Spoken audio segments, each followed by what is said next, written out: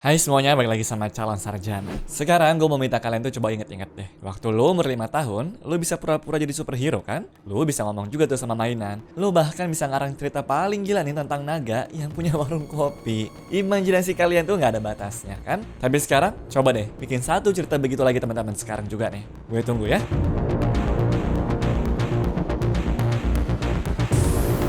Susah kan? Nah faktanya, NASA pernah bikin sebuah tes di tahun 1960 buat ngukur kreativitas. Tes yang sama mereka pakai juga buat nyari engineer-engineer yang bisa ngirim manusia ke bulan tuh teman-teman. Hasilnya bikin kaget banget tuh guys. Yaitu 98% anak yang belum sekolah masuk kategori kreatif genius. 98%.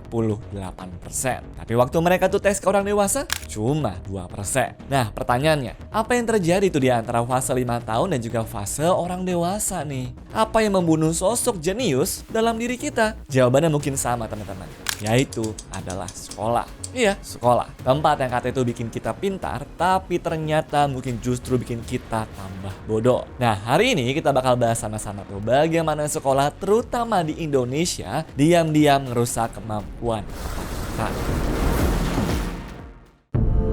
Kita diajarin bukan berpikir, tapi menghafal. Coba deh, kalian tuh balik lagi ke masa-masa SMA dan juga inget-inget pelajaran sejarah. Apa yang kalian inget? Tanggal proklamasi yaitu 17 Agustus 1945? Boleh. Tapi kenapa sih Belanda tuh mau jajah Indonesia selama 350 tahun? Kenapa juga Soekarno-Hatta tuh milih buat baca proklamasi pagi-pagi banget? Kenapa juga Indonesia tuh bisa kalah perang sama Belanda berkali-kali padahal jumlah orang kita lebih banyak? Gak diajarin kan? Yang diajarin tuh cuma hafalin tanggal, hafalin nama, dan juga hafalin pasal. Kemudian ulangan, lalu lupa, lalu hafalin lagi buat tes masuk kampus, lalu lupa lagi tuh. Ini bukan opini gue doang ya, data yang berbicara teman-teman. Skor PISA Indonesia di tahun 2022 atau itu tuh adalah tes internasional yang dilakuin sama OECD ke siswa 15 tahun sedunia. Indonesia sendiri dapat 359 buat literasi membaca tuh teman-teman.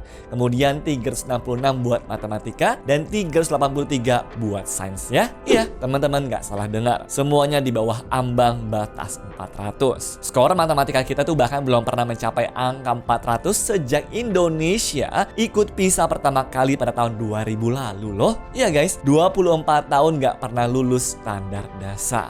Tapi yang lebih parah tuh, penelitian dari Universitas Singapura Bangsa Karawang menemukan cuma 18,92% siswa Indonesia yang punya kemampuan berpikir kritis tinggi. Itu artinya dari 100 siswa di kelas, cuma 19 yang bisa menganalisis, nge-evaluate, dan juga narik kesimpulan dari satu informasi. 81 sisanya gimana? Cuma bisa menghafal. Pertanyaan gue nih teman-teman, kalian pikir orang Indonesia tuh bodoh? Atau sistemnya tuh yang bikin orang Indonesia kelihatan bodoh? Karena kalau lo nih dipaksa jadi ikan tapi disuruhnya tuh manjat sebuah pohon, ya kalian tuh bakal seumur hidup bakal mikirnya ya lo itu idiot.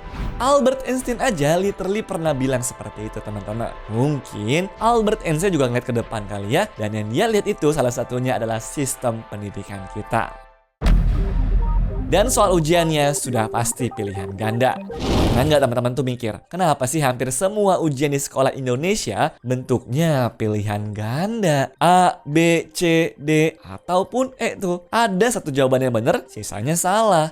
Kalian nggak boleh kreatif, kalian juga nggak boleh pakai metode sendiri tuh. Bahkan nih, kalau jawaban kalian ternyata bener, tapi cara mikirnya berbeda dari yang diajarin sama guru, dicoret kan? Salah tuh teman-teman, ya nggak? Padahal di dunia nyata, kapan sih lu tuh ketemu sama situasi yang opsinya tuh A, B, C, D, ataupun E?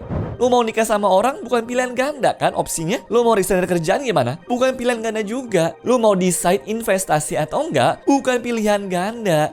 Hidup itu soal esai panjang teman-teman yang nggak ada kunci jawabannya. Tapi sekolah tuh ngajarin kita bahwa selalu ada satu jawaban yang selalu benar. Akibatnya tau nggak apa? Anak-anak Indonesia tuh tumbuh menjadi orang dewasa yang takut salah, takut beda, takut juga mengambil resiko. Mau buka usaha? Takut. Mau coba karir baru? Takut. Lihat orang lain sudah punya rumah di umur 25, langsung anxiety tuh. Padahal hidup setiap orang itu beda banget. Gak bisa di grading tuh pakai satu rubrik yang sama. Dan kalian tahu nggak apa yang lebih kasiannya? Indonesia sudah 11 kali ganti kurikulum sejak merdeka teman-teman. Iya, 11. Tiap ganti menteri, ganti kurikulum tuh. Contohnya nih, Kurikulum 1947, 1968, 1975, 1984, 1994, KBK 2004, KTSP 2006, K13, dan sekarang kurikulum merdeka. Anak SD nggak tahu tuh yang namanya stabilitas. Yang ada malah apa? Gurunya bingung, anaknya bingung, ortunya juga bingung. Cuma satu dong tuh yang nggak bingung, percetakan buku pelajarannya. Mereka cuan terus-terusan tuh teman-teman. Tapi semua ini belum kebagian yang paling ngeselin. Bagian ini bakal bikin kalian tuh mikir deh, wah, gue pernah nih ngalamin ini juga. Siap-siap ya. Jadi, sekolah di Indonesia itu tuh kemungkinan adalah sekolah dengan jadwal paling pagi satu dunia. Gue nggak bohong, berdasarkan riset, jam masuk sekolah di Indonesia tuh rata-rata 6:30 pagi sampai 7:30 pagi. Bandingin deh sama negara lain. Di Singapura, Jepang, dan juga sebagian Amerika, masuk sekolah tuh 8:30 pagi. Di India, Inggris, Korea Selatan, 8 pagi teman-teman. Bahkan di Malaysia dan juga Cina, 7:30 pagi. Indonesia, 6:30 pagi. Bahkan di NTT pernah viral tuh karena anak-anak disuruh masuk sekolah jam 5 pagi coba. Jam 5 guys. Dan bukannya makin manusiawi, Pemprov Jawa Barat nih baru aja ngeluarin surat edaran pada tahun 2025 di mana jam masuk sekolah tuh dimajuin lagi ke 6:30 dan rencananya mau dibikin menjadi jam 6 pagi. Iya guys, jam 6 pagi dengan alasan tahu nggak apa? Biar disiplin. Gila, mantep ya. Anak SMA disuruh nentuin nasibnya waktu otaknya tuh literally masih offline teman-teman. Padahal sains tuh sudah ngomong jelas, anak umur 13 tahun sampai dengan 18 tahun itu butuh 8 sampai dengan 10 jam tidur. Anak SD itu butuh 9 sampai 12 jam ya. Dan waktu pubertas, jam biologis tubuh remaja itu tuh bergeser. Mereka secara natural baru ngantuk jam 11 malam ke atas tuh teman-teman.